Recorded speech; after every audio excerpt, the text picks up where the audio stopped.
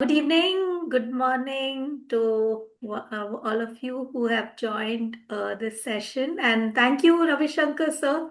So it's been my long time, idea that I have been incubating in me to do a learning through discussion session because how richer a learning can be when you discuss a topic is something that's been within me. So thank you so much for all the small ideas that you had put up during our exact learning phase. So I mean, have you if you in fact look back at the days when we reached out or we came to you, we were like coming to you as a habit because we were told that you have to go there to learn.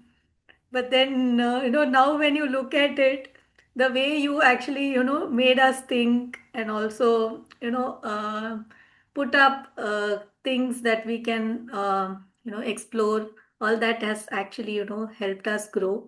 So thank you so much. And it's just wonderful that you've been doing it for years now. And when I started this initiative, I couldn't think about anybody else but you for, reaching out. So thank you to all the participants who have joined here. I think all of them are your students. So I'll be recording this session for later purpose, like putting it up on YouTube as a podcast. So whoever has missed can also get it. So to start off, a little bit of or one childhood memory of yours to begin with. Childhood memory. Anyway, first, thank you for having me here, Aparajita. Thank you for having me here.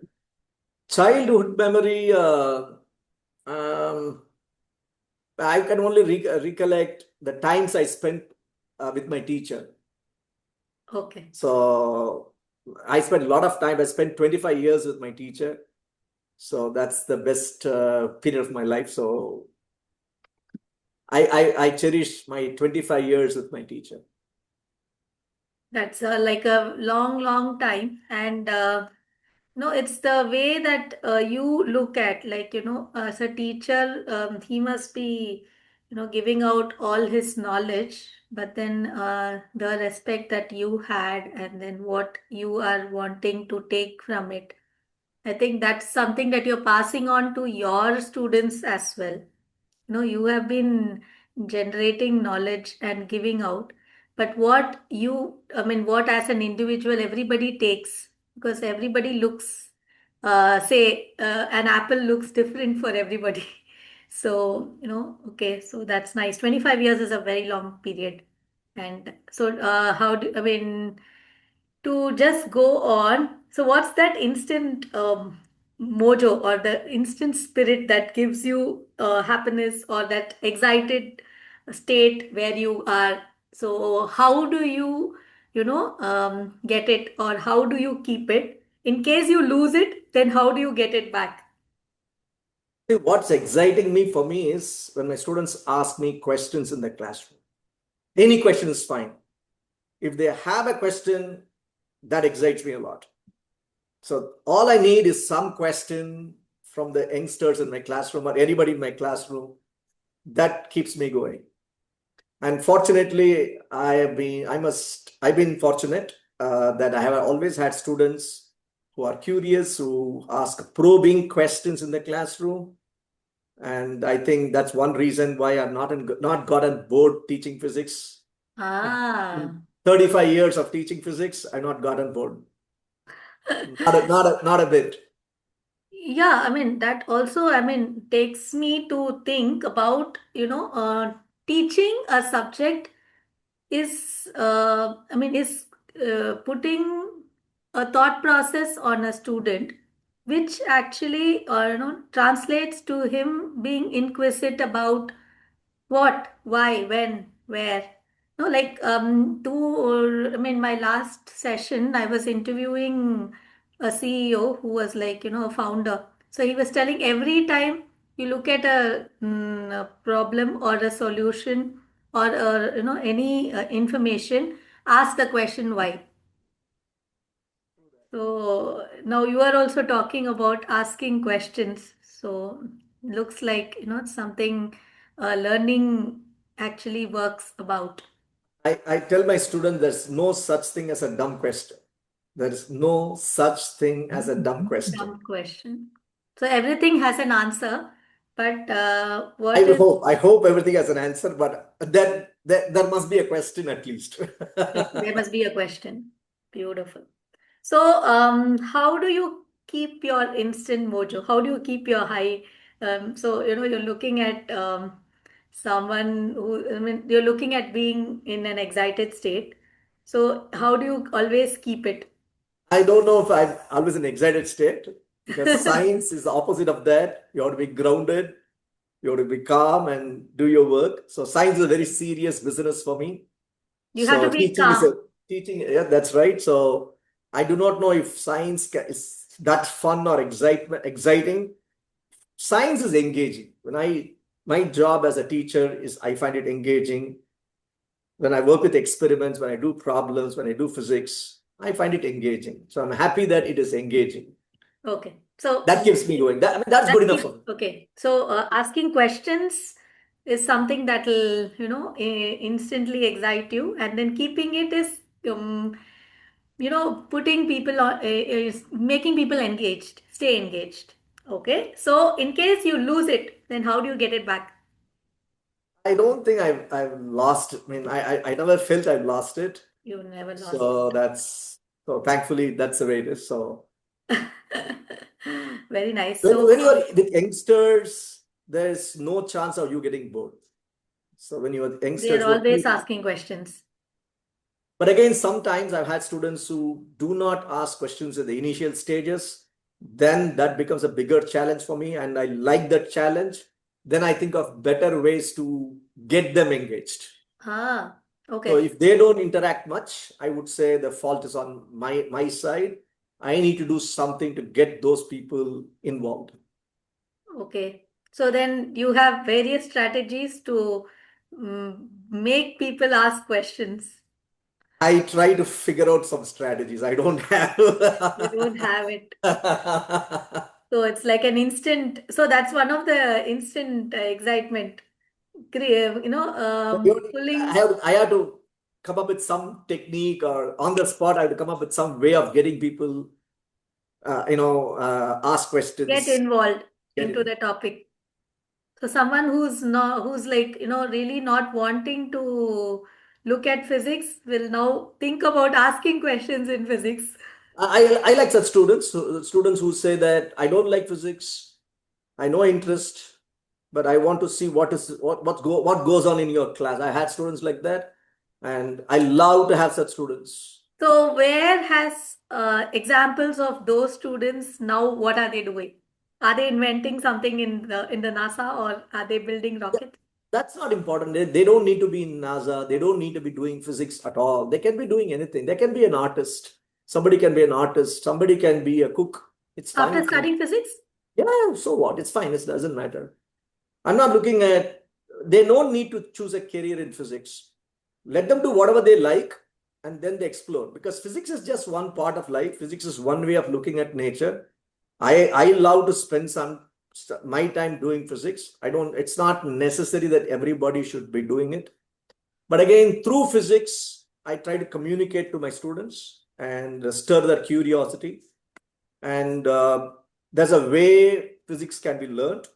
And I hope by observing how I teach and how to understand things, that skill becomes transferable to what they do. So basically, what I like to do is uh, find ways for my students to develop thinking skills, which hopefully will be transferable to whatever they do in life. Ah, that's So so it good. doesn't matter, and Yeah, they don't need to be doing anything related to physics. Yeah. that's interesting, Ravishankar sir. This is something I think we'll have to put it up. Not a lot of people are actually aware. So everybody is how like like how the horse is like going in one direction. Everybody feels that if you are good in physics, then you have to have a career in physics. Not Okay. necessary. Yeah. Of So you can study physics and become an artist. That's course. super cool. Lovely. So if Newton were alive today, will it be Dr. Ravishankar? Oh my gosh, thank you. I have. I have no such grand ideas, grand notions, because my teacher, spending 25 years with my teacher, life's most humbling experience. I like to have my feet on the ground, head on my shoulders. So let Newton be whatever he is. Let Yeah, Ravishankar be whatever he Ravishankar. was. Yeah. So I would like to have a detailed conversation with Newton. That's all. Ah, That's okay. it. So I mean, if at all you can meet him, you would like to have a big conversation. That's Quiet conversation. A quiet conversation. quiet conversation. So what will be your first question? My first question. There are a lot of fundamental, but we are getting into the topic now, Newton's laws. There are very many deep questions in Newton's laws, which in all schools and colleges, they just push under the rug.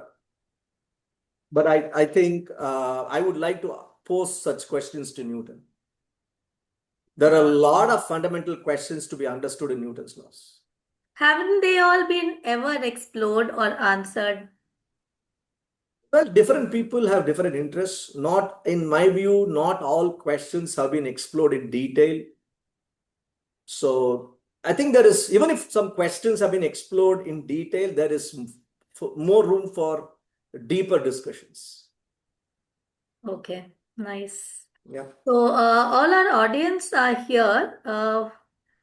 So Ravishankar sir is open for more questions from the participants. So would any of you have anything before we go forward? I would like to hear more on what Ravishankar sir would ask Newton. I'm very Yeah, interested. you're more than welcome to come on camera in case you're fine with the recording. Yeah, I just need some time. I'm actually on the car, so. Oh, that's So, Shruti, just to give a glimpse of what I would like to ask, there are, I have some fundamental questions on Newton's notion of inertia. What did he think about inertia? And then there's something called pseudo force. People, when you prepare for IIT JEE exams, there's a term called a pseudo force. So I'd like to know what would be Newton's take on it. And then uh, I think Newton had some questions on absolute frame of reference. Is there an absolute frame of reference? And if there is one, how do you detect it? I think Newton worked very hard on this question in his lifetime. I do not know what answers he got exactly, but these he are didn't some meet questions. He didn't meet you, Dr. Ravishankar. So he didn't. I mean, he was probably nobody asked him about what it means. But very different, interesting topics that you are putting forward. So those are some questions. And of course, I had discussed some of these questions with my teacher. So what I would like to do is I would ask Newton to discuss physics with my teacher, and I would be a spectator. Ah, okay. I would just be a spectator. I like to see what two great brains would Would like talk to, about. how they interact. Yeah. Lovely. So, so as we go ahead, what's no all so what modern invention do you think would fascinate Newton the most? Good question. I would say, I mean, fascination is a very strong word for science people. Serious science people, I don't think they'll get fascinated with anything. I think what Newton would do is, if you look at what people are doing, what the research which modern day scientists are engaged in, probably pick one or two problems and sit in a quiet corner and think about it. And there are a lot of interesting problems around. So I would, rather than getting fascinated, I think he would sit and think deeply about it. That's what a true scientist would do, and not get carried away by the fascination surrounding some of these fancy ideas. So Okay. rather than fascination, I think he would select a couple of problems and interesting modern day burning questions, and probably think about it in some detail, and I'm sure he will come up with great ideas. Yes. Definitely think He will about take it. time to think about things. He will take time to think about things and see how physics has evolved in the last 200-300 years after his lifetime. Beautiful. So thinking about a problem, and also I'm sure he must put up, I mean, he must come up with, some solutions, if not a lot. Possible. But there are a lot of mutants around us. So I think all of us have some solutions, but not sure if you would have touched Newton's thought process. So, Everyone has to explore his or her own way of doing things. yes, yes. So what we could actually look at, what's one simple experiment or activity that anyone at home can try to experience Newton's laws? Okay, I will start with the standard demonstration you'll see in YouTube. I have one with me Okay. here. But again, demonstrations can take you only so far. There are deeper questions which people need to ask, and my concern is a lot of people don't ask.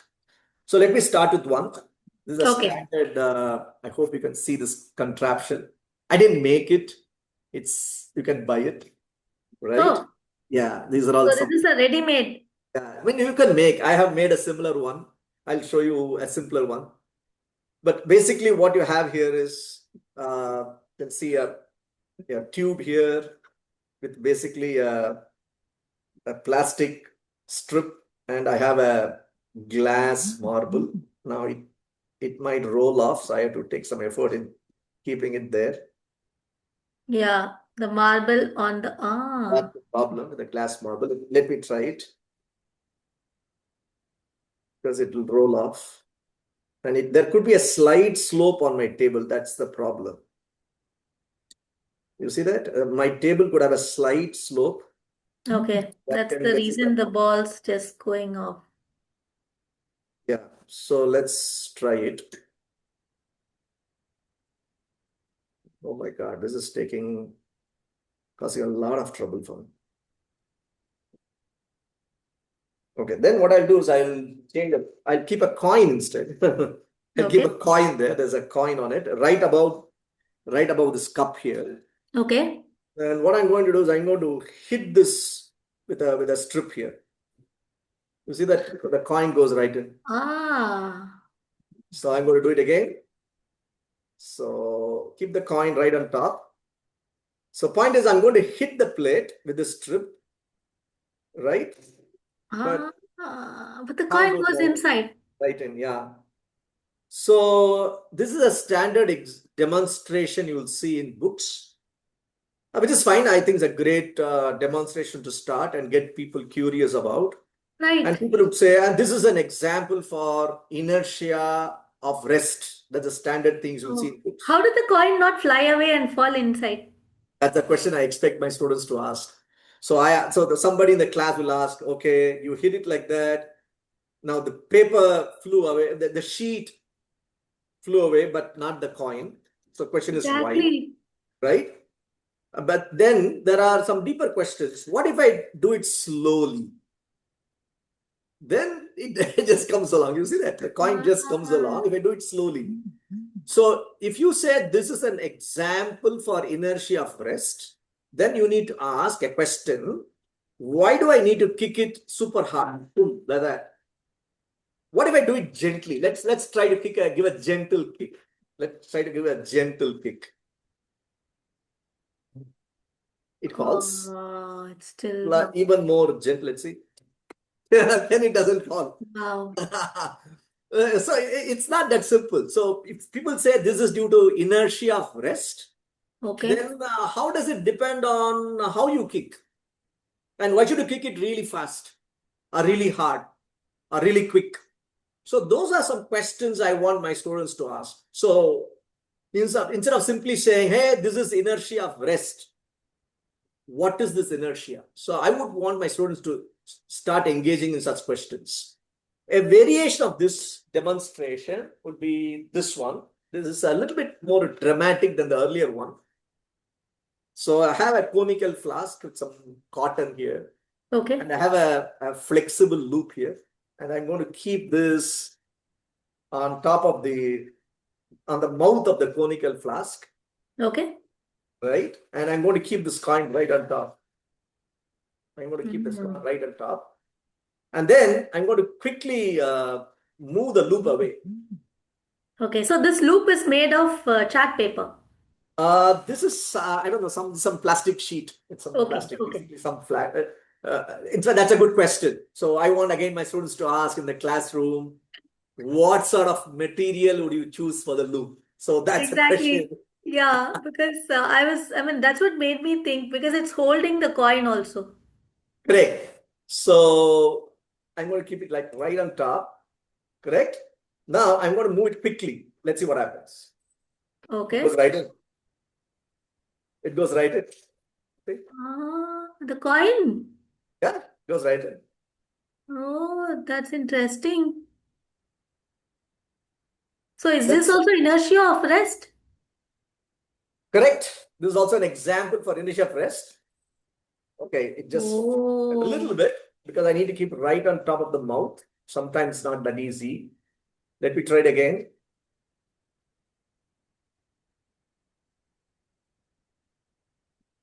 It went in. So wow. let's see if the audience has a question. Does audience have a question Yeah, on this? actually, they can put it up in the chat also. So Yeah, sure. anybody has a question, please put it up on the chat. Let me Ravishankar pose sir a will question. actually. I would want let's say the people in the audience are in my classroom now, and I have this demonstration shown to them. What are the follow-up questions you would ask the teacher? What are the follow-up? Wow, beautiful. I mean, So, it's of course it will be probably exciting for some people to look at it, but then I want students to come up with follow-up questions. Does anybody have some follow-up questions? No, does somebody the has this. weight of the object matter? A lovely question. So, does the Example, weight the of the coin. I'm not going to answer all the questions, but I want to see what questions people have. Okay, so now it's One the great question question. time. So, Yeah, let's so see the I question. also have a question. Can I ask? Okay, so there's one question that's coming up. So, what is the minimum speed needed for the coin to not fly away with the circle? You see that people have questions now. So, what minimum speed? Or what if I do it slowly? Yeah, This is that's, also I think a that's good the question from question someone's asking here. okay? What if I do it slowly? See, it just comes along. Coin goes away. Okay. So these are questions I want my students to ask. How quickly should I move the loop? And then I had some students reason. That's another question What, coming up. yeah, what are all the variables that affect this experiment and what's the ideal setup? Oh, Wow. someone's going to try this also. So in fact, a few months ago, I went to a school and I interact with students. Okay. And I want to share with some of the questions the students asked. Ah, That's why I asked how big this circle should be. yeah, it could be huge also. Yeah. And then what material, like you asked me, what material do I choose? Now, there are some things to think about. You don't want it to be too flexible, in which the coin will just completely compress the setup. And you don't want it to be too rigid. You don't Ah, want it to be too rigid, and you don't want it to be too flexible. So you need some kind of a trade-off. okay. And then there are other things to think about. Would I kick it from outside? Somebody asked me, why are you pulling it from inside? Why not kick it from outside? See that? Ah, okay. So when you do it from outside, doesn't fall inside, is It it? doesn't work that well. Okay, it won't work Ah, that it does not work. So, right. So there are a lot of questions. I mean, I want people to ask such questions in the okay. classroom So rather we've than got simply only saying, three questions, but then we have six, no, four participants, five participants. So, what if I do like this? Right? Now, there's a difference between what happens when you kick and what happens when you take it out. Now, when you pull it from the inside, this mm, fellow goes like this. It elongates. okay. Oval. When you do this fellow goes this way. So that makes a Ah, difference. that also So, makes a difference. yeah. So the question is, what happens when you do this way and what happens when you do this way? So those are the questions I would like to discuss in more detail as I move on with the topic. Instead of Beautiful. simply saying, hey, this is moment, this is inertia, okay, let's move on. No. So there are students need to pause and ponder about some deep questions here.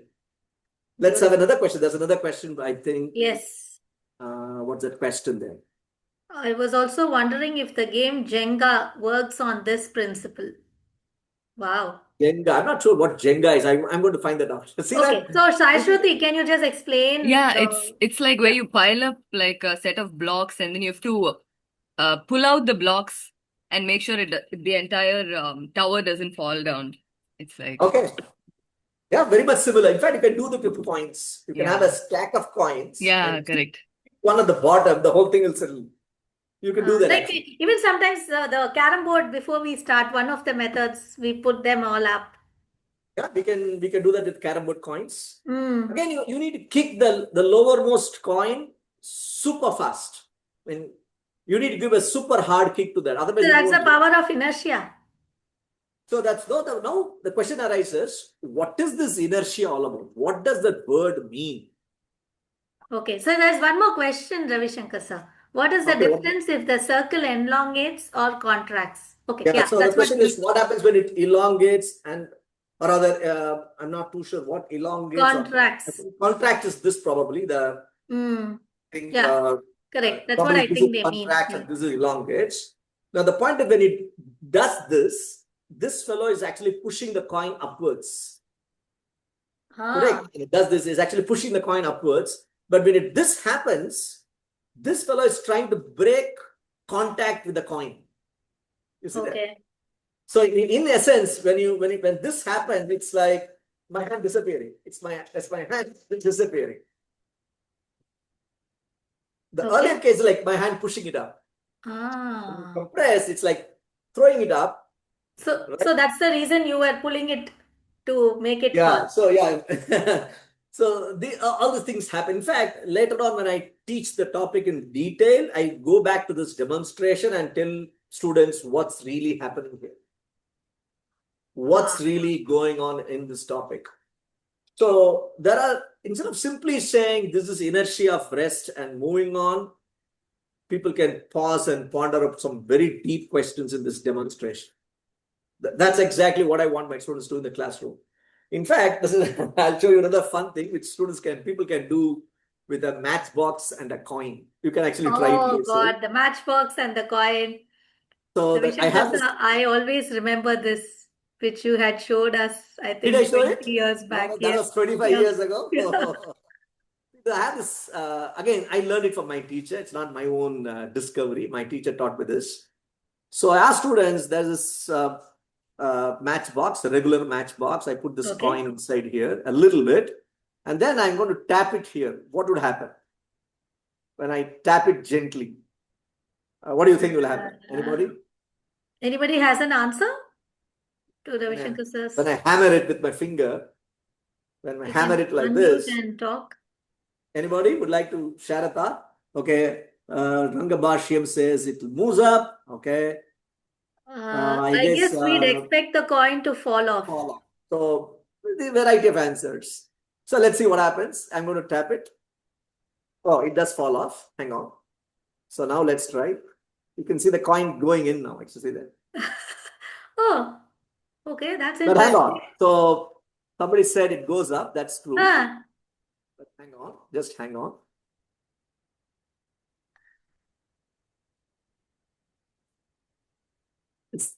It's coming off this side. Oh, okay. And it does fall. It's falling in the opposite direction. Oh. It's falling on the other side. Yeah. So, what is this magic? Is it a magician? I mean, Sorry? does a magician use this technique also? Yeah. People will tend to think, oh, this physics is all magic or something. It looks like magic, but you have to explain this using the so-called Newton's laws. So what is really going on? So that calls for a very involved discussion, and I do that later in the course when I teach the topic. Okay. But just to these are all good demonstrations to get students hooked. But again, that alone will not be enough. Again, people can get excited about these ideas, but then when you sit down and solve problems, you'll feel like running away. Because as I said, these demonstrations may appear fascinating, but one should not get carried away by the fascination, right? Because science, as I said earlier, is a serious business. But learning will definitely happen when you are exploring, right? Correct. That's right. When people explore, they may not find answers immediately. That's okay with me. I tell my students, if you don't have the answer, it doesn't matter. But are you thinking about something? Do you have an idea to share? Like, what do you think will happen? It will fall down. It will go up. Nothing will happen. Tell me something about what you think will happen. So I want a conversation in my classroom, not me talking about something and people listening. Like what happens now, people have some ideas to contribute. So fantastic. So there's a question that we can look at. Does there need to be a minimum distance from the mouth of the flask to the coin for it to fall in? I have not explored that question myself. So, as I told you, I thought about it only so much. Again, people have a lot of other questions. I not thought about the question myself. Basically, what we need to do is we need to try with circles of different diameters, in which case this distance would be different, and then see what happens. So I have not tried that. In fact, I have a bigger one. Oh, you have various diameters. Oh, lovely. Yeah, I have a bigger one. Let's see. It should work.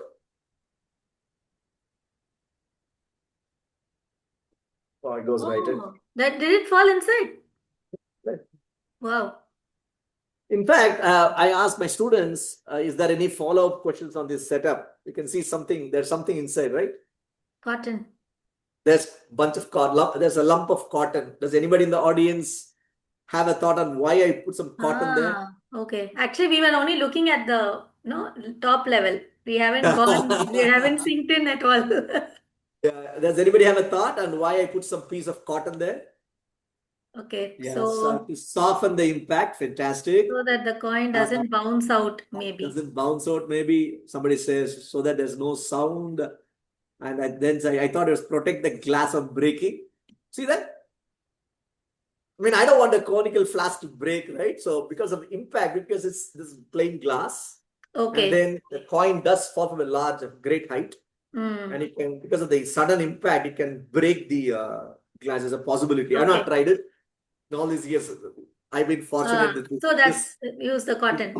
Yeah, basically to absorb the impact. I mean, it's like when you catch a ball, the fielder does this, right? When you catch a ball, you try to move. Yeah. So basically, you kind of cushion the impact. I put some cotton so that it can cushion the impact. These are other things that when there's a demonstration, I need to think about all these aspects. Okay. Like, how big should this be? What material should I choose? Okay. And then, do I need to have a light coin or a heavy coin? Right. So the force that we have, that we are actually experiencing. So we are actually looking at various dimensions even before we, talk, or we name the force, maybe. Correct. Before getting to all those details, I mean, normally what happens is the teacher comes to the class, dictates the laws, and then students start solving problems. And that's all it's done. And obviously, you don't expect students to be engaged because nobody asks them, hey, what do you think? See that? So I tell my students that you have a voice, please use it. You have a voice, so please go for it. Beautiful. Is there another question there? No, I don't see any question. Any more questions? Hariram has a thought to share. Let's read that out. If you remove the coin out of the conical flask, would that directly affect the experiment anyway? Would you expect the experiment to fail more often? well, if I have not done this, I never done this without the piece of cotton, because I don't want to break the The conical conical glass, flask.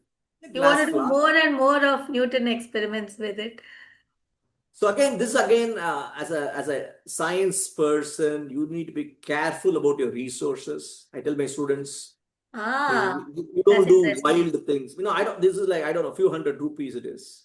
Conical flask, few hundred rupees. But again, it's not just my money.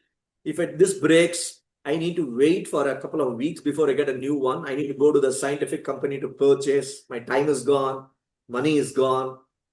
I got other things to do, and I may need it immediately for another experiment. So I need to be careful with my resources. Okay. So this is another aspect of science I would like to teach my students as I introduce this topic. You got to be, you can't be reckless. You can't just do something and say, hey, I'm doing all this. No, science people cannot be reckless. There has to be, you need to be careful. You need to exercise a lot of caution. Hmm. That's another aspect of science I want people to think about when I teach. Lovely. Very nice. Very thoughtful. So, this is all a part of your learning. Correct, correct, correct, correct. And see, what happens now is the audience has come up with some questions, right? Yes. Imagine I didn't ask any of these questions. I didn't ask them. I would have simply shown the demonstration and moved on as if there's nothing more to it. And there is a gain in allowing people to ask these questions. Yes. It will set me thinking. Yeah. Somebody asked me, hey, would the size of the circle matter? Would the mass of the coin matter? Now, it's possible that the people in the audience may not pursue this question because they may not pursue physics in their life. But simply showing a No. question to me really helps me, because I get one more question to think about in my life. Think about. Lovely, Ravishankar. So actually, these kind of, thought process or even these kind of words actually makes an impact. So considering, it's a fast moving world and we don't have time to think or time to explore. So can we, so it's the Newton's first law, the law of inertia, is it? The first slide basically introduces the notion of inertia. I would simply say, uh, first law tells you that to be technical, first law tells you that if there is an acceleration for a body, there must be a force on it. So Newton kind of introduces the idea of force. What does a force do? When you apply a force on a body, for example, when I kick something, there's a ball, let's say I can kick it, right? I do like this. The ball, you see the ball flies away. So we say the ball accelerates. Hmm. So this action, doing this, people call it push. Yeah. You push, or you shove something, or you pull something. For example, I have this power cord here connected to my mobile phone, right? I'm going to drag this with this rope. So I'm pulling something, right? So in a very loose language, force is something which can either push or pull. But this is a very qualitative introduction to force. You just say, hey, it's a push or pull. But then I need numbers, right? In science, you need to quantify. You Okay. need to measure. There's a difference between saying, hey, the moon is far away, and Yeah. then sitting down and finding out how far is it. It's Hmm. one thing to say the moon is far away. Okay, fine. Far away, far away. But how far? Is it 1 kilometer or 10,000 kilometers or Yeah, measurement. 1,000 kilometers? Then that's the next question. And then if you say the moon is big, how big? You need to get those numbers. It's like you go to a doctor, the doctor says, hey, looks like you have a fever. But then the next question comes up. Is it 100 degrees Fahrenheit or 101 degree Fahrenheit? You need those details. Details. So the doctor can go to the next step of prescription. It's 100 Fahrenheit. Probably the doctor will say, hey, just go and take rest. Drink warm water, you'll be fine tomorrow. 102, probably you need some medication. 104, you get admitted. You see that? Those numbers, those details need to come up next. So you need to go to the quantification aspect. In fact, that will lead us to the second law of Newton. So in the first So, law, but then before we go in more further, participants, so now is the time when Dr. Ravishankar is here. Just go ahead and post your thoughts, questions, and in fact, you would love to hear your conversations also. anybody have a question or a thought to share? Looks like everybody's Thinking about things, I guess. yes. Okay, so I I think can put it up on the chat. Ravishankar sir, sorry to interrupt. You can go ahead. so. That's the first law basically is about introducing this idea of force causing acceleration. But then you need to quantify. You need to tell me, hey, how much is that force? Okay, let's look at Hariram's question. When Newton never actually mentions the word inertia, where does this idea? Oh, yeah, this is, I do not know. This is a very provocative question. I love this question. So Hariram you've says, already been asked about this, is it? no, I never seen a student ask this question in the classroom. So Okay, Hariram wow, seems to be Hariram, informed. yeah. He seems to be informed that Newton never used the word inertia. It's appeared. I don't know because I never read Newton's original work. I need to go and find out. So he asks, okay, if Newton did not use it, how did it find a way to school textbooks? So yeah, this is if this were the first part were true, then the second part demands a deeper discussion. But then one also need to go back and check whether did Newton use the word inertia in his discussions? Yes or no? If he had done it, what was his explanation? Now, this will be very difficult to figure out because I do not know if Newton used English to write all his ideas. He might have used Latin. I need to check. Ah, And okay. there's always this problem of getting lost in translation. Okay. So, Okay. So because he was his mother tongue was Latin by nature. I'm guessing. Mother tongue could have been. I mean, I don't know. Did he use English? I need to check on that. Did Newton use English to explain Right. Yeah. the Newton's laws of nature? Possible. And even then, even if he had used English, the English 200, 300 years ago would be different. Yeah, language has evolved. Yeah. So we don't speak Victorian era English anymore, right? Something like that. And I'm not talking about Victorian era. I'm talking about 300, 400 years ago.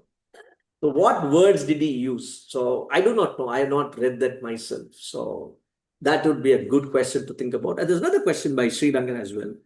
The first demo you showed, can I pull the card fast enough to get the same result?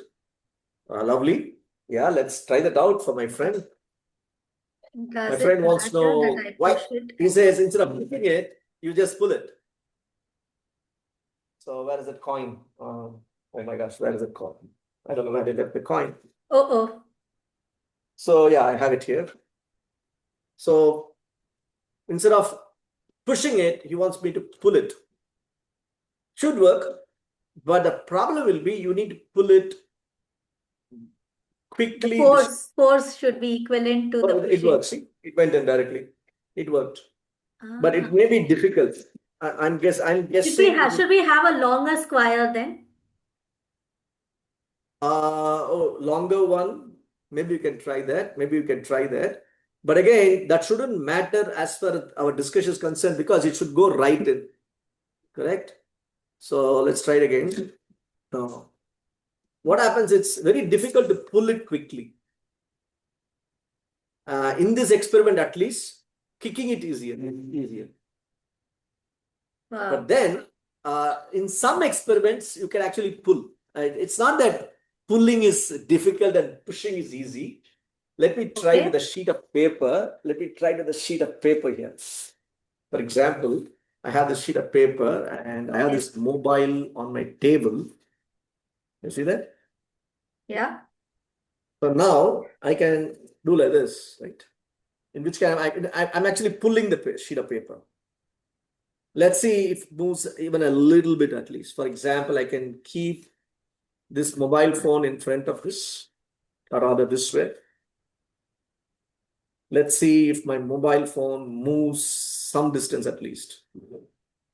Oh, Barely anything. So in this experiment, because it's a flexible sheet, it's easy to pull rather than push it, because this one can't be pulled, right? You can't, this is flexible, you can only pull with it. You cannot push with it.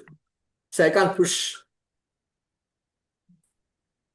Right. In fact, this brings up another nice idea I always share with students, that if you're with a stick, you can push things.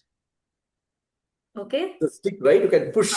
Yeah. But I can't, and if I attach it, I can pull also with a rod. This is basically a rod, right? A stick. Okay. The stick. Okay. See this? So I the can, action depends on how yeah, I you can push it, and if I put some glue here, I can actually pull pull it as it. well. But if let's say there's a rope, let's say there's a rope, and you tie it to this object, you can pull it, but you cannot push with the rope. So these are some things I tell my students Yeah, that really nice. Yes, haven't thought about it, Ravishankar. So, I tell my students that with a string you can always pull, but you cannot push. But with a rod, with a stick, you can do both pulling and pushing. wow. Pulling and pushing, you can do both. Okay. So these are some things. Nice. You see, again, questions like this are important in a classroom because it just furders a discussion in Yeah, the. yeah, exactly. I mean, that's how actually learning should be, but right now we don't have time for anything in this world. That is very So, true. More importantly, I think students would feel valued in the classroom when you listen to them. So if you look at this, there are so many questions people have. I yeah, think as human beings, we will feel valued. Oh, there's yeah, somebody listening to my ideas. I mean, yes. you may not make, you may I not mean, become the next. that's my actual idea to, bring up these kind of sessions where you have no one to answer what you think about. So, this was something that I was looking for, and as like nobody is doing it, I need to do it. So, Ravishankar sir, there are a couple of questions. Yeah, let's see. Again, Srirang has a question. He says, "Sir, you can tie many ropes together to make it thicker and less flexible and then push it. Possible, but simply tying them will not work. You need to tie and then maybe you have to put some thread or making it stiffer. Okay. You can To make it have work. yeah, you can tighten it and then make a rope or thicker rope out of it and then try to push, but still be harder. It won't be that easy, but it becomes slightly harder. Ah, So you can push a little bit. And then here comes to the next question, does that make it a rod? Well, it would, you have to you have to glue the piece of thread together. You need to kind of glue them all together. okay. And basically, you have to change the material in some sense. So, yeah, if you can stiffen it, yes, it becomes uh, almost like a rod. That's good. That's very good. Very good. Beautiful. Yeah. So, yeah. So, that's it. Yeah. Those are the questions. Um, Let me tell you some. so in simple words, what does objects at rest, stay at rest really mean in daily life? Oh, is that your question? Yeah. Okay. This is one way of talking about Newton's first law. Basically, that's what happens here. What people say is, hey, look at this coin. It's here right above this cup, correct? And then you kick it, the plate moves, but not the coin. So they say an object at rest likes to be at rest. Ah, That's what they mean. But again, this is kind of highly oversimplifying the law. an object at rest stays at rest. Yeah, what does it really mean? What is object at rest stays at rest? Now, not only that, there's a second part is there. An object in motion continues to be in motion. There are two parts to this. Okay. This is what you ask is called inertia of rest. If a body is at rest, it will be at rest. Second part, if it's motion, it's in motion, let's say 5 meters per second. You'll just keep going 5 meters per second, but the continuation is there. Unless there's a force on it. Unless there's a force on it. As long as there's no force, a body at rest will be at rest. A body in motion will be in motion. But there's a problem here. Is this a good example for that? Because the law says an object at rest likes to be at rest unless there's an external force on it. Okay. Now I have to convince my students that there is no force on the coin. Are you sure there is no force on the coin? After all, the plate and the coin were touching each other. Correct. Yeah. So how do you know that the plate doesn't exert a force on the coin? The So plate has exerted force, and that's the reason the coin has moved. yeah, but you said a body at rest will continue to be rest Be at unless an rest external force on it. Now you need to now check whether is there a force exerted by this plate on the on the coin. coin. You need to say yes or no for that. That is where it's problematic. Such demonstration now have become very problematic. As much Okay. you can get students get hooked to the topic, you will be in a soup. Ah, okay. Okay. An object at rest is always in rest. There's Unless, a couple of questions here. yeah, let's look at that. Yeah, Sri Ranga Bhasham has a whole lot of. Okay, let's look at Anand's question.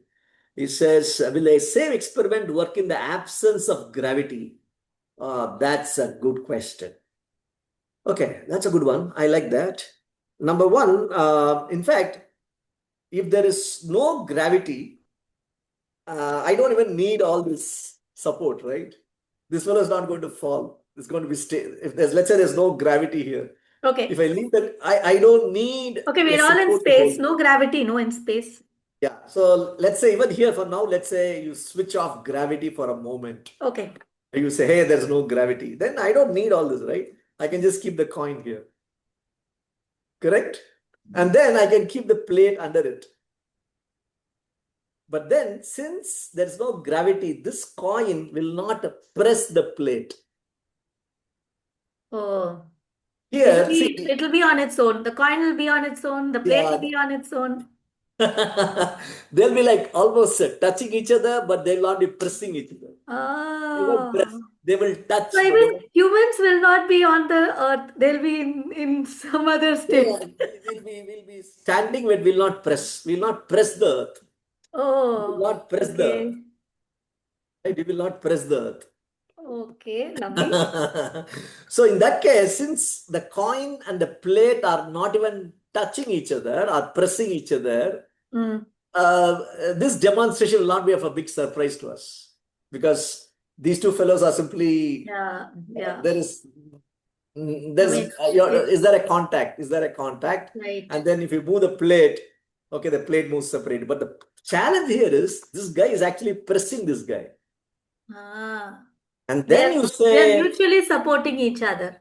correct, correct. So in that case, how sure are you that the plate is not actually exerting a force?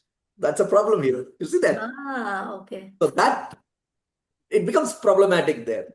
So that's why I said these demonstrations are not simple demonstrations. They're actually very profound demonstrations, which can lead to very deep conversations like we are having now. Let's also take Beautiful. Ranga's question. Yeah, there's some questions here. Yes. Yeah, is that force on the moving object friction? There should be some friction, right? Because these are rough surfaces. So there should be some friction.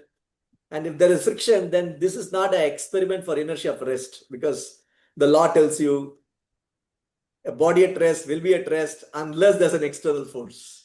So now you have to tell Okay. what is friction? Is there friction? Is there frictional force? More questions. Ah, And then if yes, in a vacuum, an object moved 5 meters per second, will it move with that speed forever? Correct. In vacuum, if object moves at 5 meters per second, it will move forever with that speed, provided there is no gravity, let's say. Please note, even in vacuum, you can have gravity force. Gravity force can there even in vacuum. So vacuum and gravity uh, are two different so things. gravity and vacuum are no way connected to each other. They are different entities.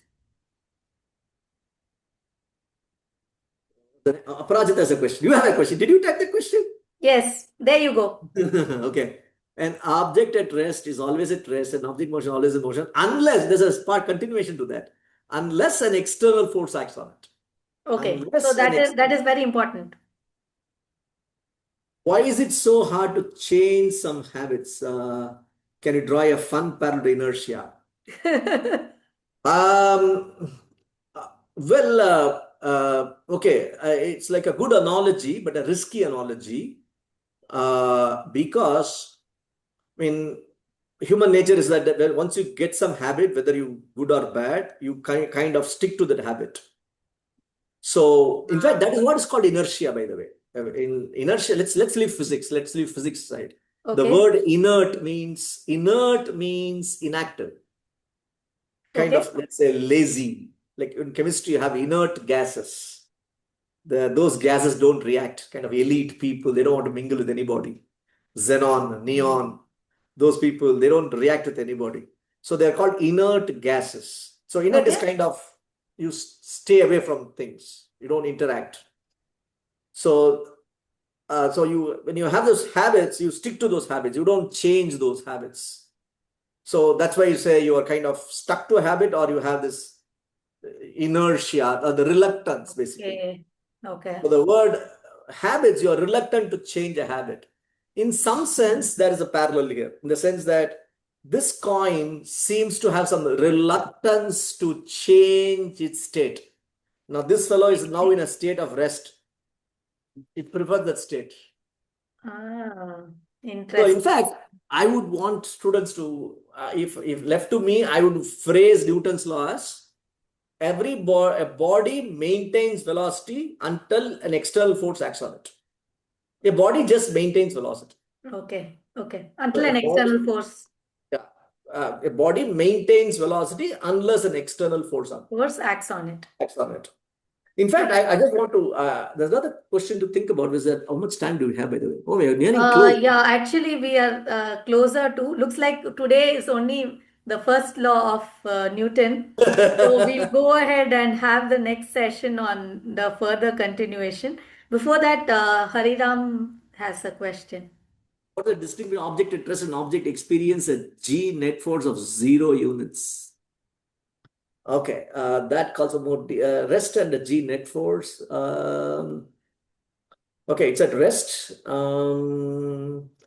See, an object at rest is at rest there, but the second part, if there's no net force, it can still be in motion. So there seems to be some difference there, because when you say net force is 0, you are saying net force is 0, which means acceleration is 0. It can still have a velocity. So there seems to be some difference there. In fact, that calls for a deeper discussion once again on Newton's laws. On So I Newton's don't laws. have time. Yeah, we may not have time. Yeah, So actually, we are like kind of, I think we are overbound time, Ravishankar sir. Looks like our sessions should not be 1 hour, they should be 2 hours. So, to just, we'll take up last two questions before we close today's session. And I'm going to do this as a continuation on the second law of Newton. So probably, it'll be a series that I think that as we thought about in our initial discussion, I think a series would work. And it's Aparajita, interesting. can I leave a question for the audience? Oh, yes, please. So we call them as Newton's laws, right? Yeah, Question is, what is a law in science? I want audience to think about. We can have a discussion sometime next time. yeah. What is exactly a law? When would you say this is a law? Or who is the authority In science. in science? In the law, the notion of what is the notion of law in science? So that's Okay. a deep What is the question. notion of law in science? Correct, All right. correct. So we'll just take that. And any more questions before we move into the final questions that I have for Dr. Ravishankar participants? What is the notion of what is the notion of A laws law in science. of a law in science? What Okay. exactly is a law? A scientific law. When does a statement become a law? Okay. Is there So a way we can store the chat after the meeting? yeah, we can. Okay, I will great. be sharing the thing with the chat script with you, Ravishankar sir. So before we just close, can you share one personal learning hack to close this session and to start off? So you've given us a question on what is the notion of a law in science. So in tandem, I want a learning hack from you on Me, how, yeah, because you've been the learning hack master. means, what do you mean by learning hack? How to learn for that? Yeah, yeah, a learning hack in the sense one study technique or reflection habit that you think works for students to study physics. I had thought about this, but I realized it very recently when I went for my PhD in the US. I thought about it earlier, but I really experienced it. Do something regularly, make something a habit you can learn. Okay, Just okay, make it a part of your routine. If you can okay. make something a part of your routine, I think you'll learn whatever you want. It doesn't matter what you want to learn. It may not be physics. I think this is universal. I think could be physics, could be mathematics, could be painting, could be drawing, could be cooking. Do something, make it a part of your routine. If you do something morning 7 a.m., do it every day at 7 a.m. If you do something at 11 a.m., do that 11 a.m. Make it a part of your routine. I think you'll end up learning whatever you want. Beautiful. All right. So thank you so much for this awesome 1 hour. I would just want a quick feedback from our participants on this session and something that you suggest we should next go, a topic that Ravishankar sir can do for us next. Or I think we should be continuing with Newton's law. Can I just have it from any of the participants here? You can unmute and speak, or you can put it up on the chat. Okay. Well, So, the Newton's second law. I need more of this, any topic. Yeah. all right. In So, fact, thank you Aparajita, so much. the notion of a law would be a good topic because these are questions we never ask in a classroom, right? Yes. So it will be a good starting point for, I mean, why anyway, not even physics, okay? Oh, wow. That was my, long-term incubated idea. Thank you so much, Sri Ranga Bhashyam, for that beautiful, feedback. So, so I think that works. So, Ravishankar sir, you'll have to give us some time every week so that, or maybe we should make it twice a month Do on that. how we can bring in more participants, and then we'll also take more questions from all our audience. So, thank you so much. Until we meet again. Bye, everybody. Have a Thank lovely. you. Thank you for the participants. I loved your questions and thank you so much. And I hope I can see you again. All right. Thank you, everybody. Bye bye. Thank Thank you. you. Bye bye. Thank you.